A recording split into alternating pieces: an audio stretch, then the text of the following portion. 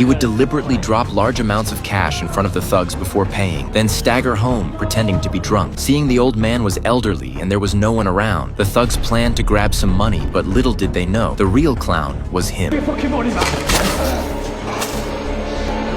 After finishing all this, the old man left the scene without looking back, then returned home, turned on the lights, took off his blood-stained clothes, packed them into a black plastic bag, and under the cover of night, threw them into the trash, making sure to clean up the bloodstains on the floor. Obviously, the old man was no ordinary person, and the recent homicide was not an accident, but a carefully laid trap by him. The reason he hated these thugs went back several months. The old man's name was Harry, a former high-ranking officer in the Marine Corps. He lived simply and disciplined, did everything meticulously, and every day after breakfast, he would visit his critically ill wife in the hospital. Although taking the underground passage was shorter, Harry never used it because it was a gathering place for thugs, with guns and drug transactions everywhere. Harry didn't want trouble, so he always took the detour. It wasn't that he was afraid. In Harry's dictionary, his wife was more important than anyone else. He didn't want to waste time on irrelevant people or matters. However, this mindset did not bring him luck. One night, Harry received news that his wife was critically ill. Anxious, he rushed to the hospital in the heavy rain. While passing through the tunnel, he wanted to take the shortcut to save time, but hearing the shouting inside, he finally gave up. It was exactly because of this delay of a few minutes that Harry arrived at the hospital too late to see his wife one last time. The loss of his loved one plunged his world into darkness. Fortunately, Harry still had a friend from his military days to keep him company. From that day on, the old friend became his motivation to keep living. They played chess together and occasionally reminisced about their army days. Although they had many common topics, their personalities were very different. Harry was the type to avoid unnecessary trouble, but his friend couldn't tolerate injustice. Whenever he saw thugs conducting illegal transactions, he couldn't help but complain, saying young people these days were utterly unreasonable. Of course, his friend had his reasons for being displeased with these people. Recently, the thugs constantly harassed him, filling his mailbox with disgusting items, and one even slapped his friend. Being a soldier, he was ready to fight the thugs to the death. Every time he mentioned this, Harry would advise him to call the police and trust the law. Following Harry's advice, his friend obeyed. But that night, trouble came. The thugs set toxic substances outside his door, which ignited his friend's rage. Unable to bear the humiliation, he went to settle the score with the thugs, never to return. Harry only learned the next day from 2 police officers that his friend had been killed. According to a female officer, the old man went to the tunnel to confront the thugs, was surrounded and attacked, and was stabbed dozens of times, dying on the spot. The officer spoke lightly, but every word struck Harry like a storm. Soon, the police arrested one of the suspects who killed his friend, but the man's uncle was no better. He had bribed a corrupt cop to wipe the fingerprints off the weapon, and had the 2 nephews claim that the old man attacked them first, and that it was self-defense gone too far. With the uncle's backing and the corrupt cop's help, the police could only release them for lack of evidence.